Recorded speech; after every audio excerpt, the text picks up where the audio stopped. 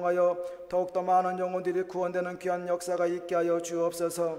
생명수교회와 KM수 목음교회와 침텐트교회 외에도 주님 함께하여 주옵소서.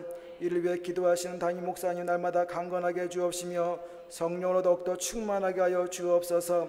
허락하신 사역 넉넉히 감당할 수 있도록 성령님 함께하여 주옵소서. 선교사님들과 또 세우신 모든 교육자들 위에도 동일한 은혜를 베풀어 주옵소서. 이 시간 하나님의 말씀을 들고 서시는 담임 목사님 기름 부어 주옵소서.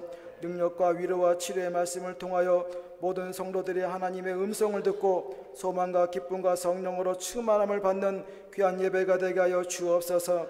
찬양으로 영광 돌리는 찬양팀과 예배를 수종두는 모든 봉사들을 위해 주님의 은혜가 넘쳐나게 하여 주옵소서. 이 시간 성령님을 인정하고 환영하고 모셔드리고 의지합니다. 바람같이 불같이 생수같이 임하여 주옵소서. 감사하며 예수님의 이름으로 기도드립니다.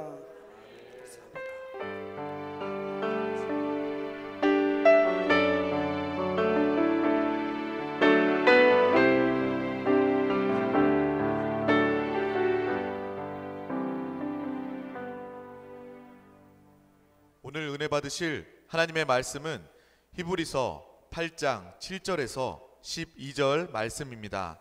신약성경 360페이지입니다. 다 같이 합독하시겠습니다. 저 첫 언약이 무음하였더라면 둘째 것을 요구할 일이 없었으려니와 그들의 잘못을 지적하여 말씀하시되 주께서 이르시되 볼지어다 날이 이르리니 내가 이스라엘 집과 유다 집과 더불어 새 언약을 맺으리라.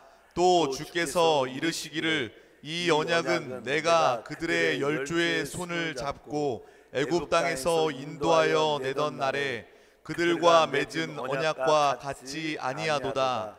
그들은 내 언약 안에 머물러 있지 아니하므로 내가 그들을 돌보지 아니하였노라. 또 주께서 이르시되 그날 후에 내가 이스라엘 집과 맺을 언약은 이것이니 내 법을 그들의 생각에 두고 그들의 마음에 이것을 기록하리라. 나는 그들에게 하나님이 되고 그들은 내 백성이 되리라. 또 각각 자기 나라 사람과 각각 자기 형제를 가르쳐 이르기를 주를 알라 하지 아니할 것은 그들이 작은 자로부터 큰 자까지 다 나를 알미라. 내가 그들의 불의를 긍휼히 여기고 그들의 죄를 다시 기억하지 아니하리라 하셨느니라. 아멘. 우리 하나님을 다시 한번 찬양합니다. 할렐루야. 우리 하나님을 찬양하며 영광을 올립니다. 하나님께서 우리의 찬양, 우리의 기도를 들으셨습니다. 이미 하나님의 놀라운 축복이 우리 가운데 부어졌습니다. 자, 우리 옆 사람 한번 인사할 때 주 예수, 주 예수 따라하십시오. 주 예수, 주 예수. 아멘. 여러분들이 꼭 몇몇 사람들에게 또 만날 때마다 믿음으로 주의 이름을 부르기를 축복합니다. 누구든지 주의 이름을 부르면 그 안에 있는 하나님의 부유함을 누릴 수 있습니다. 우리 말씀을 나누기 전에 다 같이 한번 기도하겠습니다. 우리 나라를 위해서. 대통령 탄핵이 됐는데 어찌하든지 이제 우리 나라에 하나님의 안정과 회복 있게 도와주시고 복음의 나라로 쓰임받도록 우리 교회들이 깨어있게 도와주시옵소서. 특별히 우리 한세교회와 또 여러분 가정에 하나님의 은혜가 함께하게 도와주시고 오늘 다시 한번 우리 모두가 성령 충만함을 체험하게 도와주시옵소서. 다 같이 한번 주여 삼창하고 기도하겠습니다. 주여, 주여, 주여. 하나님 아버지 감사합니다. 다시 한번 믿음으로 간구하며 부르짖습니다.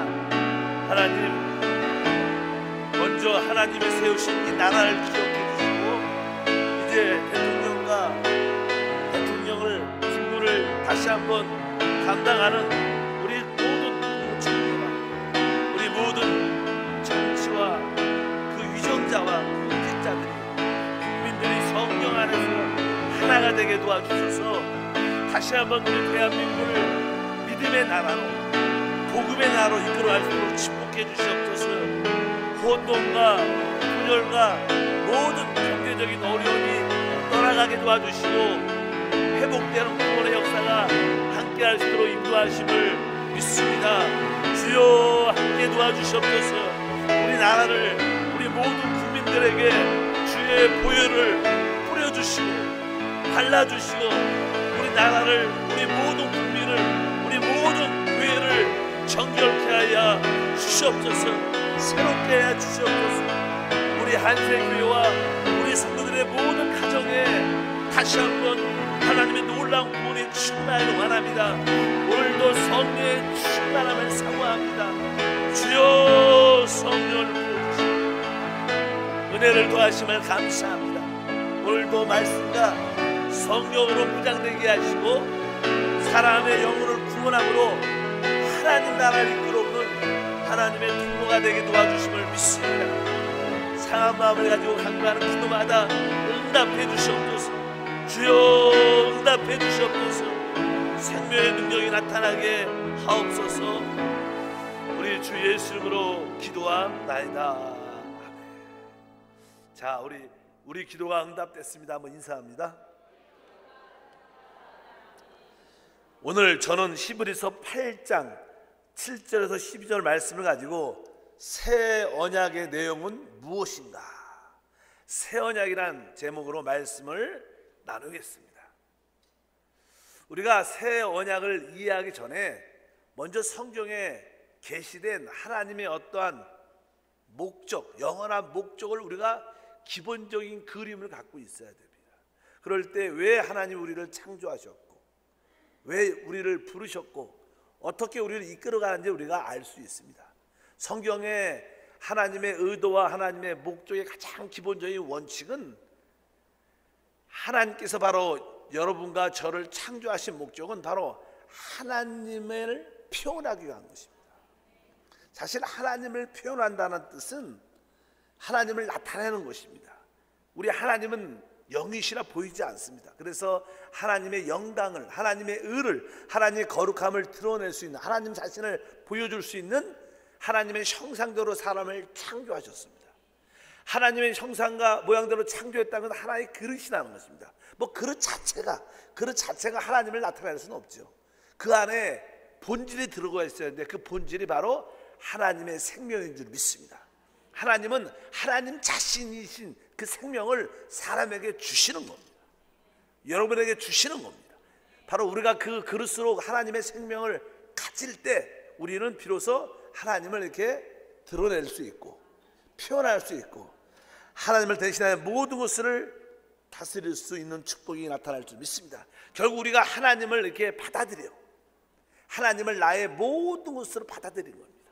나의 생명으로, 바로 나의 능력으로, 나의 지혜와 나의 모든 것을 받아들인, 여러분들이 그런 인식만 기본적으로 있다면 여러분 신앙은 참된 예배와 경배가 될 수 있습니다.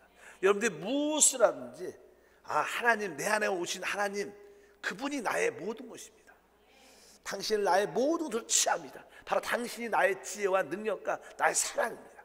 당신이 나의 인내, 또 나의 견딤, 오래 참음인 줄 믿습니다. 그래서 하나님은 이 작업을 하시기 위해서 하나님이 직접 사람으로 이 땅에 오셨어요. 그래서 하나님이 바로 하나님과 사람이 이렇게 연합됐죠. 그분을 우리는 주 예수라고 말씀합니다. 우리는 원래 사람이지만 우리 역시 주 예수를 믿었을 때 하나님의 생명과 본성을 이렇게 갖게 된 줄 믿습니다. 그래서 하나님과 사람이 이렇게 연합되고, 실제로요, 생명이란 우주의 가장 큰 비밀이 생명이라는 겁니다. 여러분, 이런 생명, 참된 생명이 있는 것 특징이 무엇이냐면요, 생명은 자기의 그 생명을 존속시키기 위해서 번식을 시키는 능력이 다 있습니다. 뭐 DNA라 그러죠. 일단은 이 모든 생명체는 자신을 복제하고 재생산합니다. 모든 생명체는 다 마찬가지입니다. 사람도 뭐요? 우리 자신을 복제하고 재생산해서 결혼해서 자식을 낳고 우리 인류를 이렇게 번영시켜 나갑니다. 왜? 생명 자체는 그런 기능을 갖고 있어요. 근데 하나님이 생명이셔요. 그러니까 하나님도 하나님 자신의 재상산이 필요한 거예요.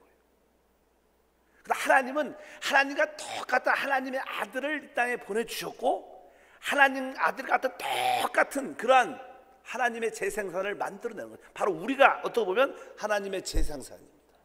일단은 우리가 지금 완전한 그런 모습을 갖고 있지만, 우리는 사람이지만 또 우리 안에 하나님의 생명과 본성이 있다. 결국 나중에는 우리가 부활한 그리스도와 똑같이, 하나님과 똑같이 될 거라는 거예요. 이것이 사실 하나님의 재생산입니다. 이 생명의 기본적인 기능은 그런 겁니다. 뭐 그것이 짐승이든 식물이든 조류든 물고기든 간에 모든 생명은 자기의 복제 재생산이 있어요. 하나님도 마찬가지예요. 하나님은 바로 사람을 창조하신 목적이 바로 우리를 하나님의 사람, 하나님과 똑같이 해서 우리로 하여 하나님을 표현하고 나타내기 위한 것이다. 이 작업을 하시려면, 이 뜻을 이루시려면 하나님은 당연하게 우리 안에 오셔야 됩니다. 사실 이런 일들이 하나님의 계획과 목적의 뜻인데, 알다시피 이 우주에는 사단이라는 것이 있고, 사단이 하나님의 목적을 좌절시켰어요. 사람을 타락시켰습니다. 그래서 하나님의 목적이 좌절된 것처럼, 문제가 된 것처럼 나타났습니다. 그러나 그 문제는 하나님의 지혜를 나타낼 수 있는 기회가 됐다는 거예요. 만약 여러분들이 지혜가 있고 어떤 능력이 있다면 그 지혜와 능력이 나타날 기회가 별로 없습니다. 그러나 여러분 삶 가운데 어떤 큰 문제가 생겼다. 큰 문제가 생겼을 때 바로 그 여러분이 가지고 있는 그 역량을 드러낼 때, 아, 저분이 저렇게 능력이 있는 사람이었구나, 저렇게 지혜가 있구나. 바로 마찬가지입니다. 사단은 하나님 목적을 좌절시키려고 하는 것처럼 큰 문제를 야기시켰지만, 결국 그 문제가 하나님의 지혜와 능력을 나타내는, 드러내는 기회가 된 줄 믿습니다. 그래서 하나님은 그러한 작업을 하고 계신다. 그래서 하나님은 이러한 작업을 하기 위해서 바로 그 법을 바로 우리가 새 언약이다, 이런 표현을 많이 합니다. 새 언약의 기본적인 요소가 몇 가지가 있어요. 오늘 히브리서에 그런 단어가 기록되어 있습니다. 아까 말씀드렸죠. 하나님은 하나님을 표현할 수 있는 사람을, 여러분을 만들기 원하신다. 근데 사람은 죄를 졌죠. 그래서 우리에게 첫 번째 필요는 바로 죄 사함이 필요한 겁니다. 그래서 이제는 오늘 히브리서 8장 12절에 보면 그런 표현들이 있죠. 내가 그들의 불의를 긍휼히 여기고 그들의 죄를 다시 기억하지 아니하리라 하셨다. 그러니까 우리 하나님께서는 하나님의 목적을 이루기 위해서 사단은 우리를 타락시켰지만 그 아들의 피로 말미암아 우리를 구속하신 다음에 다시는 우리 죄를 기억하지 않는다. 오늘 말씀 12절이 얼마나 위로가 됩니까? 내가 그들의 불의를 긍휼히 여기고, 우리의 불의를 긍휼히 여길 뿐만 아니라 그들의 죄를 다시 기억하지 않는다. 사실 예수 그리스도의 십자가의 죽음은 하나님의 의로운 요구를 만족시켰습니다. 하나님은 의를 갖고 있고, 바로 그 하나님의 의로운 요구를 주님의 십자가의 죽음을 통하여 만족시켰고, 그 결과 하나님과 우리는 화목됐습니다. 화목됐다는 것은 용서했다는 뜻이에요. 그래서 여기에선 용서라는 단어가 이렇게 기록되어 있어요. 용서가 무엇인가? 용서는 오늘 말씀의 12절에 그들의 죄를 다시 어떻게 해요?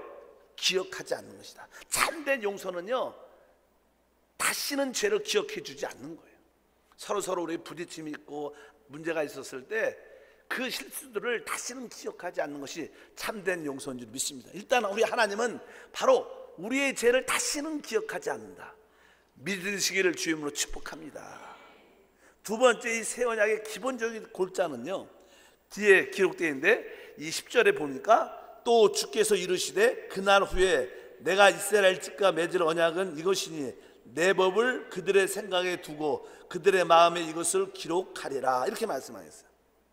내 법을 그들의 생각에 두고 그들의 마음에 이것을 기록하겠다. 그러니까 이 새 언약에는요, 바로 우리 생각과 우리 마음에 하나님 법을 기록합니다. 그것을 우리는 신약에서 생명의 성령의 법이라고 말해요. 여러분 안에 무슨 법이 있어요? 생명의 성령의 법이 있는 줄 믿습니다. 그래서 하나님은 하나님의 목적을 우리 사람을 통해서 이루기 위해서 우리 사람에게 생명의 법을 넣어준다는 거예요. 그래서 우리의 생각뿐만 아니라 우리 온 존재, 특별히 우리 심령에, 우리 영 안에 하나님의 생명의 법이 들어와서 기록되어 있습니다. 여러분 안에 그 하나님의 생명의 법을 따라 사는 게 사실 참된 신앙의 역사인 줄 믿습니다. 그래서 우리가 누굴 위해 밖에서 우리를 조종하는 것이 아니라 여러분 안에서 여러분을 깨우는, 하나님 법이 있습니다. 여러분들이 나는 무엇을 어떻게 할지 몰라요. 아닙니다. 여러분 다 압니다. 여러분 안에 무슨 법이 있어요? 생명의 법이 있기 때문에 내가 몇 시에 일어나야 되는가? 내가 새벽 5시에 새벽 기도회에 참여해야 되는데, 우리 주님이 그것을 기뻐하기 때문에 종종은 안 일어날래도 한 4시만 되면 잠이 팍팍 깹니다. 왜 일어났지? 왜? 여러분 안에 무슨 법이 역사해서? 생명의 법이 역사해서 그것입니다. 종종 그래 사람들이 잠 너무 새벽 일찍 깨져갖고요 4시 만에 깨져서 4시에 깨져서 3시에 잠이 안 옵니다. 그것은요 하나님이 여러분을 이끌어가는 거예요. 기도하라. 하나님 말씀으로 하나님으로 충만한 하나님의 부르심 줄 믿습니다. 어차피 여러분 마음 안에 생각 안에 하나님의 생명의 법을 기록하는 것이 하나님의 새 언약의 내용 중이다. 그 다음에 10절에 뒤에 보니까 또 있습니다. 뒷부분에 나는 그들에게 하나님이 되고 그들은 내게 백성이 된다. 나는 그들에게 하나님이 된다는 것은 그러니까 하나님이 우리의 소유라는 거예요. 이렇게 말하면 조금 이렇게 좀 말이 이상하지만 하나님은 우리의 것이에요. 우리는 하나님의 백성이 된다는 거예요. 여러분들이 새 언약을 갖고 있다면 하나님이 나의 소유야. 그래서 종종 우리가 그러잖아. 하나님 나를 너무 사랑하시고 이렇게 고백할 때도 많습니다. 하나님이 나의 소유구나. 따라할까요? 하나님이 나의 소유다. 그 뜻이고 나는 그들에게 하나님이 되고 그 뜻입니다. 이 뜻이 하나님이 나의 소유가 되고 나는 하나님의 백성이다. 이것이 뭐예요? 하나님이 주시는 새 언약의 약속인 줄 믿습니다. 여러분들이 이 약속을 분명히 알아야 새 언약에 있는 축복을 누릴 수 있다. 또 11절에 읽어보니까 또 각각 자기 나라 사람들과 각각 자기 형제를 가르쳐 이르기를 주를 알라 하지 아니할 것은 그들의 작은 자부터 큰 자까지 다 나를 알미라. 이제 우리는 하나님을 아는 능력이 있다는 거예요. 내적으로 우리는 하나님을 아는 능력을 갖게 됩니다. 이것이 새 언약의 축복 중에 축복이에요. 많은 사람 나는 하나님을 잘 몰라요. 그렇지 않습니다. 여러분 안에 생명의 법이 와 있고 이제 여러분이 하나님을 소유하고 있기 때문에 여러분 안에 여러분들이 조금만 신경을 쓰고 주의만 한다면 하나님을 깊이 알 수 있어요. 그래서 여러분에게는 하나님을 내적으로 알 수 있는 그런 능력을 가지고 있는 줄 믿습니다. 보통 이 안다는 단어는요 2가지 단어가 있어요. 하나는 이렇게 객관적으로 밖에 외면적으로 사람을 아는 겁니다. 또 내적으로 아는, 내적인 인식을 통해서 아는 그 2가지 단어가 있어요.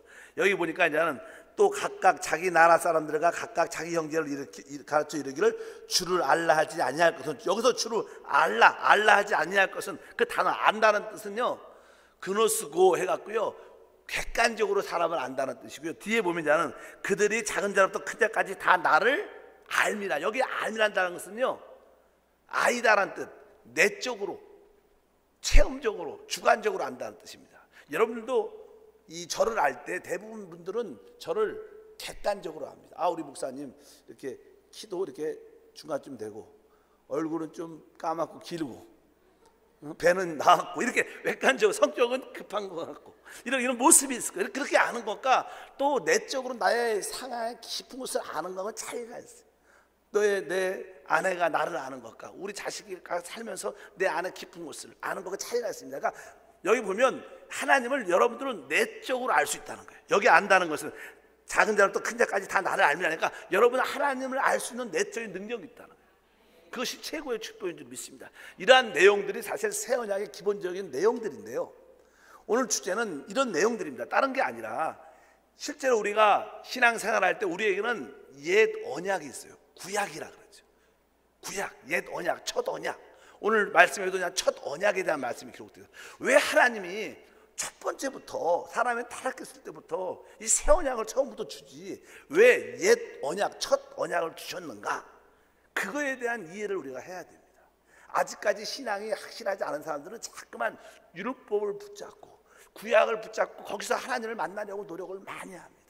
그러나 참된 신앙의 핵심은 새 언약 안에 있는 줄 믿습니다. 그렇다면 하나님 왜 우리에게 옛 언약을 주셨는가?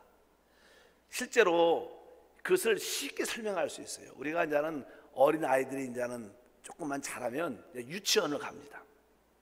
유치원이든 집에서 이렇게 애들에게 글씨를 가르쳐주고 무엇을 가르쳐줄 때 아이들이 처음부터 글씨를 알지 읽지는 못하니까 일단은 아이들에게 하나의 그림을 보여줘. 이게 사과라는 그림을 이렇게 딱 그림을 갖고 그림 카드라 그러죠. 아까 애들 뭐 자녀를 키우면 다 집에 그런 그림 카드가 있을 거예요. 그래서 그림 카드를 보여주면서 아이들한테 보여주면서 이거 봐봐, 이거 사과 이게 그림을 잠깐 보여줍니다. 사과. 근데 거기 글씨도 나중에 이게 글씨가 나중에 좀 배우면서 사과 그 이렇게 됩니다. 처음에는 이렇게 그림을 보여줘요. 사람들도 처음에 하나님의 새 언약, 생명의 법에 대한 언약을 처음부터 주면 대부분 그것을 이해하지 못하고 그것이 얼마나 귀한지 모릅니다. 그래서 하나님이 먼저 그 새 언약을 이해하기 전에 옛 언약 구약을 주시면서 하나의 그림으로 주신 거예요. 그래서 우리 구약은 하나의 그림인 줄 믿습니다. 그것은 바로 새 언약을 설명하기 위한 거예요. 만약에 옛날에는 그런 게 있었어요. 어떤 자는 남여자가 부모님을 통해서 이렇게 선을 보려면요, 미리 뭘 줘요? 사진을 서로 줍니다. 그래서 사진을 보고 이렇게 만날 그 색시가 이렇게 생겼다. 네가 만날 그 남자가 이렇게 생겼다. 그 사진을 먼저 이렇게 서로 주고 사진을 보고 내가 이게 만나고 선물 싸움 이런 사람이다. 옛날에는 그 사진을 보고 이제 직접 다방이나 어디에서 약속을 해갖고 만나서 그냥 서로 이야기를 하죠. 그 구약 같은 것은 하나의 사진이라는 거예요. 사진 보고 내 신랑이 될 사람이 잘생겼다 이렇게 말할 수도 있겠지만 어떤 분들은 종종 실제로 어떤 카페에서 어떤 장소에서 커피숍에서 그 사람이 진짜로 왔는데도 그 사람 얼굴을 보지 않고 사진 보면서 늘 이야기한다면 그것이 참 잘못된 거죠. 마찬가지입니다. 구약은 그런 의미를 갖고 있어요. 사진과 그림의 의미를 갖고 있어요. 그래서 구약의 하나의 그림이기 때문에 알다시피 구약에는 어떤 첫 번째 요소가 있었냐면 짐승의 피로 죄를 덮어줌이 있었어요. 근데 구약에는 죄를 덮었다고 말하지 죄를 사했다고 말하지 않습니다. 구약에는 일시적으로 짐승의 피로 죄를 덮었습니다. 신약에는 예수 피로 우리 죄가 사해진 거예요. 이것도 하나의 뭐예요? 그림이다. 바로 새 언약을 이해할 수 있게 구약의 짐승의 피가 우리 죄를 일시적으로 덮어준 것처럼 그러나 신약에서는 진짜 실제이신 그리스도의 피가 우리 죄를 깨끗이 사해주는구나. 그것을 이해하기 위한 하나의 구약의 그림인 것을 기억해야 될 줄 믿습니다. 그뿐만 아닙니다. 구약에는 이제 십계명의 법이 써 있었어요. 법이 율법의 돌판에 십계명이 법이 쭉 써 있었습니다. 그래서 사람들은 그 법을 보고 하나님이 이러시구나, 이것을 싫어하시구나, 이걸 좋아하시구나 이렇게 알 수 있어요. 신약에는 뭡니까? 바로 그 법이 돌판에 어떤 글씨에 성경에 이 조문으로 의문으로 써 있지 않고 그것이 어디? 우리 마음의 법, 생명에 써 있다는 거예요. 그래서 우리가 생명의 법을 이해합니다. 구약에는 의문이라는 법, 조문이라는 법, 글씨에 종이에 써 있는 법이었어요. 그러나 이제 신약은, 새 언약은 바로 우리 마음 안에, 영 안에 생명의 법이 기록된 거예요. 여러분들이 그것을 다 이미 받은 줄 믿습니다. 바로 우리 안에 그 생명의 법이 있고, 구약의 같은 경우에는 이스라엘 백성들은 율법을 받았기 때문에 우리는 율법, 하나님 말씀을 받은 자다. 그래서 이 하나님은, 야훼 하나님은 우리 하나님이다. 왜? 그분이 율법을 주셨기 때문에 야훼는 우리 하나님이다, 이스라엘 하나님이다, 늘 강조를 많이 했습니다. 신약에서는 바로 우리에게 생명의 법을 줬기 때문에 생명의 법을 따라 우리는 우리 주 예수가 우리의 하나님입니다. 구약은 율법의 의문의 법을 따라 하나님을 가졌지만 우리는 진짜 생명의 법에 따라 하나님을 아버지로 갖는 축복도 있다. 하나의 다 그림이라는 뜻을 설명하는 줄 믿습니다. 그리고 구약은 이게 밖에 있는 율법의 법에 따라서 하나님을 알아갔습니다. 하나님은 안식을 지켜야 되고, 하나님은 이름을 망령되이 부르지 말아야 되고, 살인하지 말고, 간음하지 말고, 여러 가지 법을 자세하게 율법의 기록이 쭉 되어 있는데, 그렇게 하나님을 알아갔지만 이제 우리 안에는 내적인 법이 있기 때문에 하나님을 진짜 생명으로 알아가는 거예요. 그래서 우리는 하나님을 알 수 있는 그런 능력이 있기 때문에 구약을 우리는 바로 옛 언약이다. 그래서 성경에서 이제 이 구약, 옛 언약이 지나가고 새 언약이 온다. 그래서 새 언약에 대한 올바른 믿음을 가지라고 말씀하는 줄 믿습니다. 구약에는 옛 언약은 부족하지요. 왜? 하나의 그림자고 그림이기 때문에, 실제가 아니기 때문에. 그래서 성경이 기록합니다. 히브리서 8장 7절에 저 첫 언약이 무음하였다라면 둘째 것을 요구할 일이 없었으려니와, 여기 보니까 첫 언약이죠. 옛 언약. 그 옛 첫 언약은 흠이 있었다는, 흠이 있었기 때문에, 왜? 그것은 그림자이기 때문에 우리를 온전케 할 수 없었다. 18절에 보니까 7장에 전에 있던 계명은 연약하고 무익함으로 패하고, 우리가 말하는 그 율법은요 흠이 있었고, 왜? 우리를 온전케 하는 기능은 없어. 죄를 보여는 줘도 우리를 회복시키고 온전케 하는 기능이 없었기 때문에, 그래서 그 계명은 연약하고 무익하고 그래서 폐했다고 말씀을 합니다. 그리고 8장 13절에 보니까 새 언약이라 말씀하였음에 첫 것은 낡아지게 하는 것이니 낡아지고 새하게 하는 것은 없어져 가는 것이라. 그러니까 첫 언약, 구약, 이 모든 것들은 다 낡아지고 새해지고 없어져 가는 것이다. 그래서 하나님은 우리에게 새 언약이 필요하다. 바로 주 예수를 통해 우리에게 새 언약을 주신 줄 믿습니다. 그래서 새 언약의 기본적인 네 가지 항목을 기억해야 돼요. 아까 그 첫 번째가 뭐예요? 우리 죄를 영원히 기억하지 않는 거예요. 그것이 새 언약의 축복인 줄 믿습니다. 사람들은 너무 죄에 민감합니다. 너무 죄를 지면 안 되는데 너무 죄에 집착하지 말고 여러분들이 믿음으로 죄의 문제는 이미 끝났다. 난 더 이상 죄와 상관이 없다. 믿으시기를 축복합니다. 그것이 참된 믿음입니다. 두 번째로 아까 뭐라고 말씀했습니까? 바로 하나님께서 이제 우리 안에, 우리 마음 안에 생명의 법을 주셨다는 거예요. 이것도 새 언약의 축복이에요. 세 번째는 하나님이 나의 소유가 되고 나는 하나님의 아들 백성이 됐다. 이것이 세 번째 축복이고, 또 우리 안에는 하나님을 아는, 내적으로 참으로 아는 능력이 있다는 거예요. 여러분들 하나님을 깊이 알아가는 그런 능력이 함께하는 줄 믿습니다. 그런 의미에서 기본적인 새 언약의 내용에 이런 네 가지 항목이 있다는 것을 기억하셔야 됩니다. 그러려면 우리가 이제 하는 언약이라는 단어 써요. 새 언약, 따라합니다. 새 언약. 언약이란 뜻은요, 원래 이제는 보통 일반적으로 하나님께서 내가 너를 축복한다, 앞으로 내가 너를 축복할 것이다, 이렇게 약속한다. 이것은 약속이에요. 약속. 일반적으로 약속입니다. 하나님이 아브라함의 첫 번째 약속을 했죠. 약속. 일반적으로 약속이라는 단어가 있습니다. 그래서 그냥 보통 이렇게 하나님께서 내가 너를, 아브라함을 축복하고 너에게 자식을 줄 것이다. 바로 이 하나님이 하신 약속입니다. 근데 어느 때 다시 한번 하나님께서 맹세까지 하죠. 내 이름을 두고 맹세한다. 내 이름을 두고 내가 맹세한다. 그러면서 주님이 다시 한번 말씀합니다. 약속은 일반적이지만 맹세는 특별한 거예요. 내가 다른 건 몰라도 당신에 대해서 이건 내가 확실하게 해줄게. 이게 맹세하죠. 맹세. 내 이름을 걸고 내가 맹세한다. 이렇게 맹세하죠. 맹세를 할 때 그것이 언약이라는 거예요. 믿으시면 아멘. 그래서 일반적으로 하나님의 약속의 말씀이 기록되어 있지만 하나님이 특별히 자기 이름을 두고 맹세할 때 그것을 언약이라고 말해요. 언약.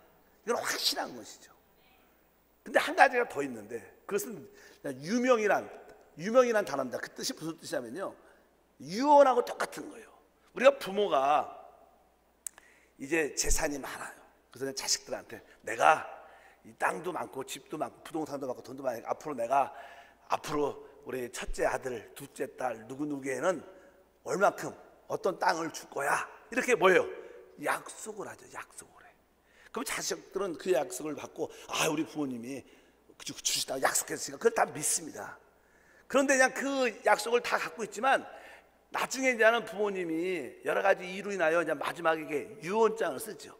첫째 아들에게, 첫째 딸에게, 둘째 아들에게, 둘째 딸에게 어떤 땅을 어떤 뭘 이렇게 해갖고 그냥 유언을 하고 그분이 돌아가셨다. 그분이 돌아가셨으면 그 약속은 진짜로 그 자식들에게 주어진 것들이에요. 여러분, 이게 유언장이 딱 쓰여지면, 재산에다 유언장이 딱 쓰여지면 이미 그들은 그것을 어떻게 해요? 받은 거예요. 믿으시면 아멘.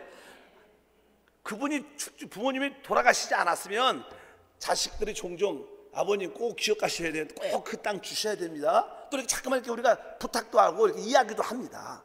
근데 이제 부모님이 돌아가셨어. 유언장을 쓰고 돌아가셨어. 그러면 그 땅과 그 부동산은 누구 거예요? 이미 법적으로 내 거라는 거예요. 이미 된 겁니다. 실제로 우리 주님이 십자가에서 죽으심으로 말미암아 아까 그 언약은 이미 이루어진 거예요. 이루어진 거예요. 그걸 기억해야 돼요. 그 주님이 십자가에서 죽으심으로 말미암아 그것을 이미 이루어 주신 겁니다. 앞으로 주님이 우리 죄를 사해 주실 거야. 하나님 내 죄를 사해 주시옵소서. 이게 아니에요. 사실은 하나님이 이미 우리 죄를 사하신 거예요. 이미 이루어진 사건이다. 그것을 여러분들이 기억을 꼭 하셔야 돼요. 새 언약은요, 앞으로 줄 게 아닙니다. 이미 이루어진 사실이니까 믿으면 갖는 겁니다.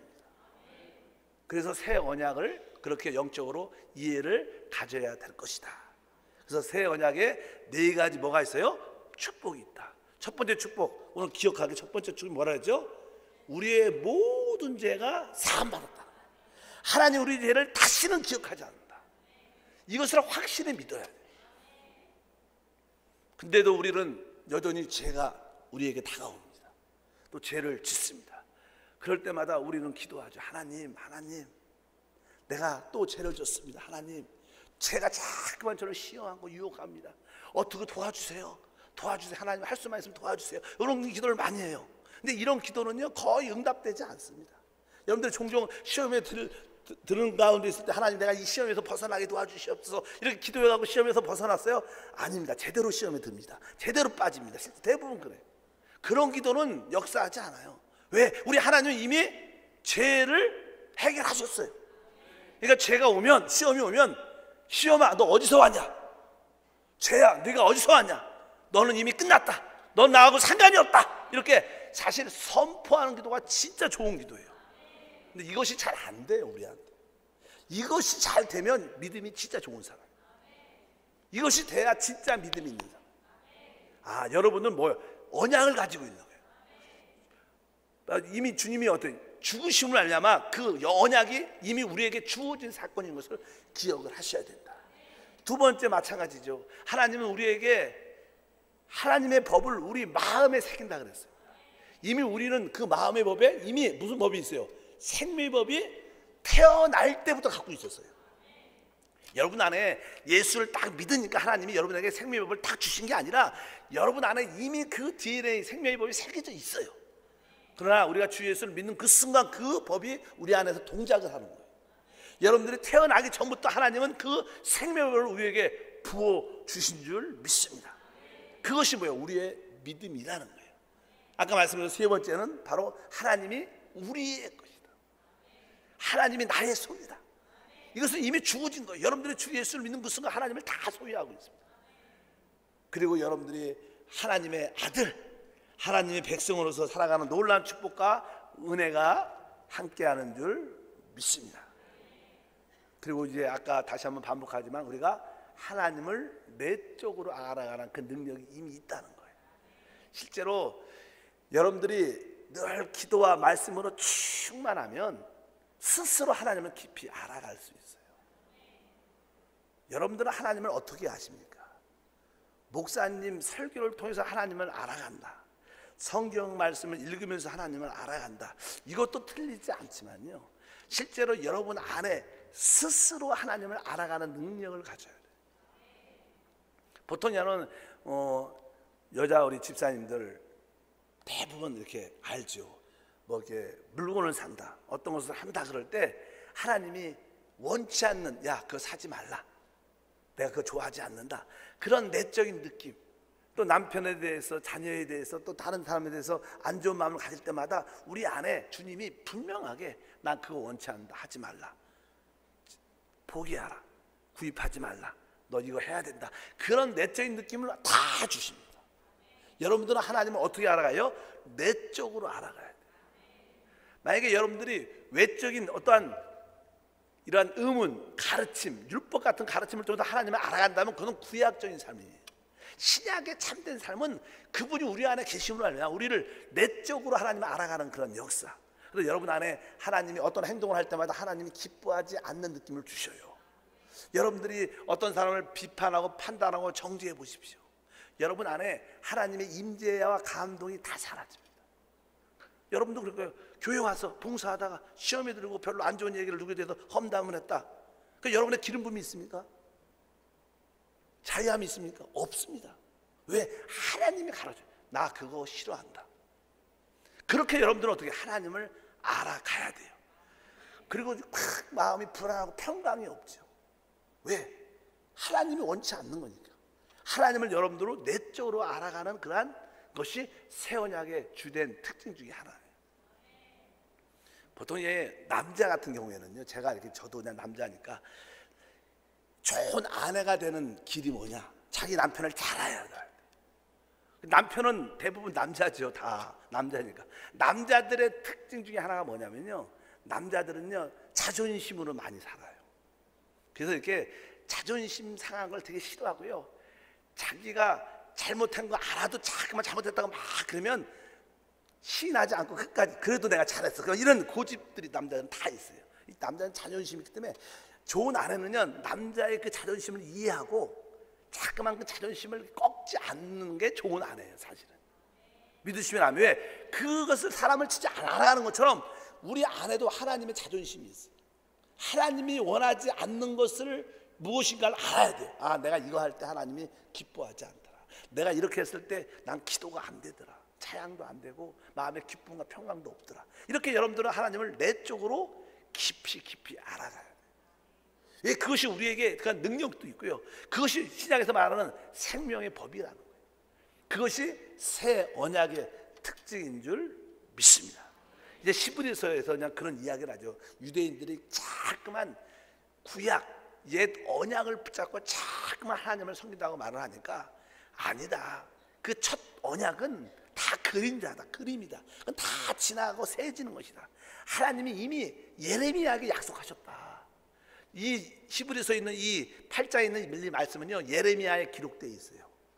예레미야가 자기의 연약함과 율법의 부족함을 깊이 깨달았을 때 고통스러워하고 이스라엘 위해서 안타까운 마음을 가졌을 때 하나님이 오셔서 내가 다시 새 언약을 세울 것이다. 바로 내가 그들의 마음과 생각에 내 법을 기록할 것이다. 이렇게 말씀하면서 그들이 나의 백성이 되고 나는 그들의 아버지가 될 것이다. 이런 약속을 쭉 기록해 주신 거예요. 그래서 이 새 언약이 얼마나 중요한 것을 알고 여러분들이 이제 구약과 신약 새 언약에 대한 이해를 분명히 가지기를 바랍니다. 그래서 하나님을 섬길 때 어떤 외적인 가르침에서 하나님을 섬기는 것이 아니라 여러분 내적인 생명의 능력에 따라 하나님께 봉사하는 그런 모습을 여러분들이 가져야 될 줄 믿습니다. 그래서 성경에서 그것을 우리에게 새 언약이라고 말씀한다. 예레미야 31장 31절에 뭐 애우기도 좋죠. 31장 31절에 야훼의 말씀이니라 보라 날이 이르니 내가 이스라엘 집과 유다 집에 새 언약을 맺으리라. 그러니까 하나님께서 이미 구약에 이스라엘 백성들에게 새 언약을 내가 맺겠다 약속하셨는데 바로 이 시대에 우리 교회가 참된 이스라엘인 줄 믿습니다. 바로 그 신약의 새 언약이 우리 가운데 주어졌다. 그래서 여러분들이 언약의 의미를 다시 한번 기억해요. 언약, 새 언약. 하나님이 약속하신 일반적인 말씀에다가 하나님이 맹세를 해서 주신 그 약속을 언약이라고 말하는데 근데 그 언약이 언약일 뿐만 아니라 그분이 십자가에서 죽으심으로 말미암아 그 모든 유언이 이미 이루어지고 집행된 거다. 그래서 새 언약을 가진 자는 앞으로 축복을 받을 것이 아니라 나는 이미 그것을 가진 자다. 나의 죄는 이미 해결됐고 하나님은 나의 죄를 다시는 기억하지 않고 내 안에 이제 율법이 아니라 조문이 아니라 생명의 법이 내 안에 이미 새겨져 있고 하나님은 나의 소유고 나는 하나님의 아들 하나님 백성이고 내 안에는 하나님을 아는 능력이 있다. 그것을 갖고 여러분들이 하나님을 따라 섬길 때 놀란 일들과 축복이 우리 가운데 충만할 줄 믿습니다. 그렇게 해서 오늘 말씀이 기록되어 있습니다. 그래서 다시 한번 오늘 본문 말씀이죠. 히브리서 8장 7절부터 12절 말씀이죠. 처음에 이 말씀을 다시 한번 천천히 한번 읽어보면 이런 의미를 갖고 있구나. 새 언약의 의미. 한번 7절부터 우리 12절까지 다시 한번 읽겠습니다. 저 첫 언약이 무음하였더라면 둘째 것을 요구할 일이 없었거니와 그들의 잘못을 지적하여 말씀하시되 주께서 이르시되 볼지어다 날이 이르르니 내가 이스라엘 집과 유다 집과 더불어 새 언약을 맺으리라. 또 주께서 이르시기를 이 언약은 내가 그들의 열조의 손을 잡고 애굽 땅에서 인도하여 내던 날에 그들과 맺은 언약과 같지 아니하도다. 그들은 내 언약 안에 머물러 있지 아니하므로 내가 그들을 돌보지 아니하였노라. 또 주께서 이르시되 그날 후에 내가 이스라엘 집과 맺을 언약은 이것이니 내 법을 그들의 생각에 두고 그들의 마음에 이것을 기록하리라. 나는 그들에게 하나님이 되고 그들은 내게 백성이 되리라. 또 각각 자기 나라 사람과 각각 자기 형제들을 가르쳐 이르기를 주를 알라 하지 아니할 것은 그들이 작은 자로부터 큰 자까지 다 나를 알미라. 내가 그들의 불의를 긍휼히 여기고 그들의 죄를 다시 기억하지 아니하리라 하셨노라. 바로 여기에서 나는 옛 언약에 대한 말씀과 새 언약에 대한 말씀을 분명히 우리에게 합니다. 하나님이 구약에 이스라엘 백성들에게 옛 언약을, 율법을 주셨지만 그들은 율법을 받아 모세가 내려오기 전에 이미 우상 숭배하고 이미 하나님 법을 어긴 자들이에요.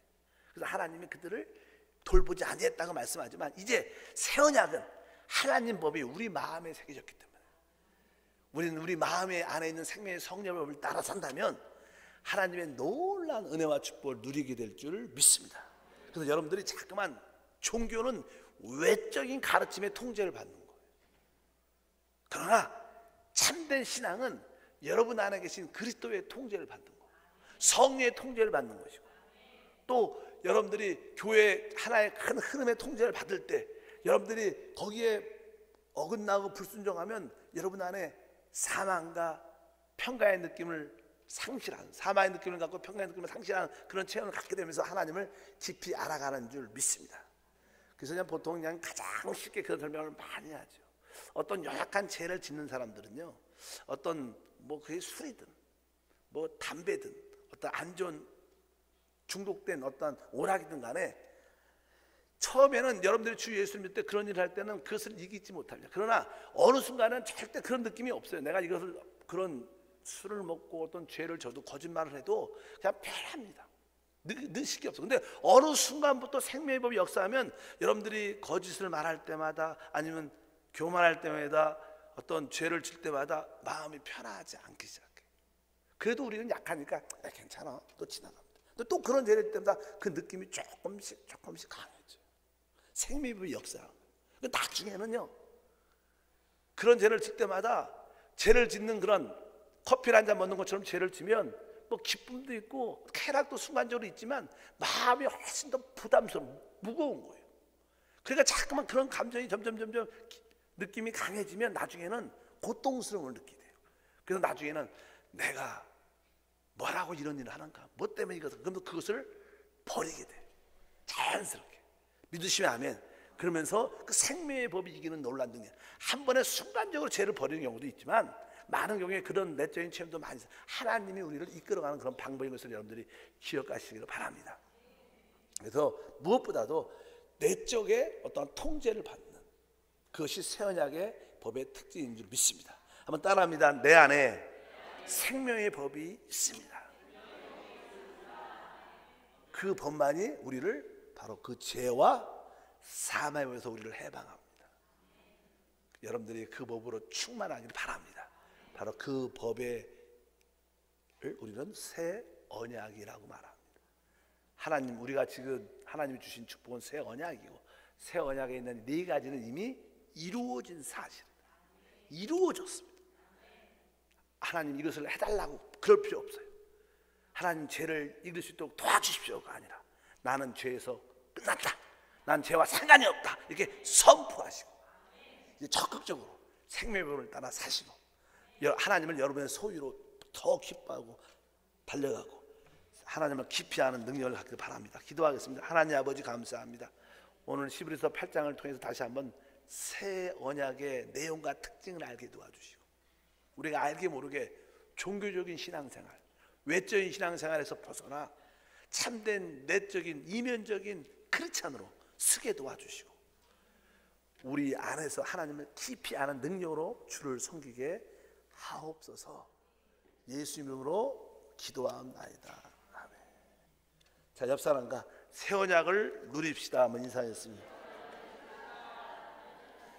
자, 우리 한번 찬양 성령의 비가 내리네, 이 찬양을 한번 부르겠습니다. 성령의 비가 내리네. 우리 교육자 앞에 올라오세요. 교육자 올라와서 같이 찬양. 성령의 비가, 다 같이 자리에서 한번 일어나겠습니다. 일어나셔서 뜨겁게 한번 기도하겠습니다.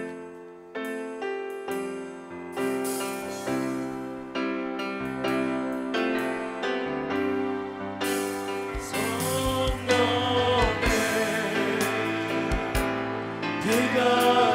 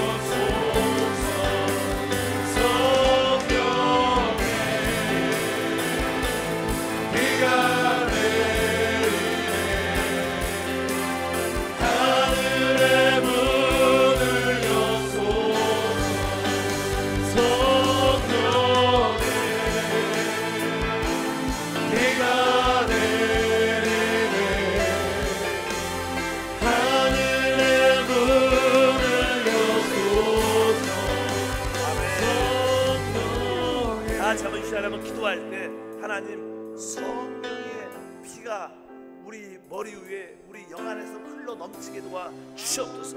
기도할 때마다 여러분 안에 계신 주님을 바라보면서 성령을 부어주시고 성령의 내 영 안에서 충만하게 넘쳐나게 도와 주시옵소서. 우리 기도할 때 우리 교회가 그냥 기도를 집중 기도를 하려고 지난번에 말씀한 것처럼 우리가 기도가 보통 통계적으로 보면요 15분 이상은 뜨겁게 기도할 때 성의 역사가 나타나죠.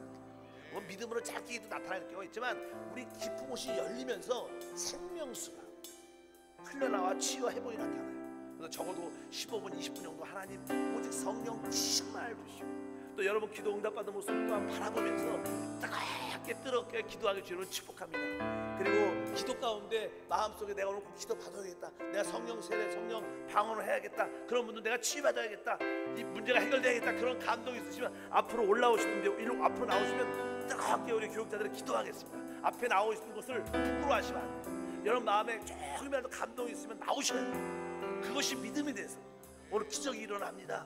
여러분 부끄러움을 벗어버려야 됩니다. 부끄러운데 아직 그것은 혼 안에 있는 거예요. 영 안에 있을 때 기적이 일어나요. 우리 주여 삼창하고 뜨겁게 우리 15분에서 20분 정도 기도하겠습니다. 주여! 주여!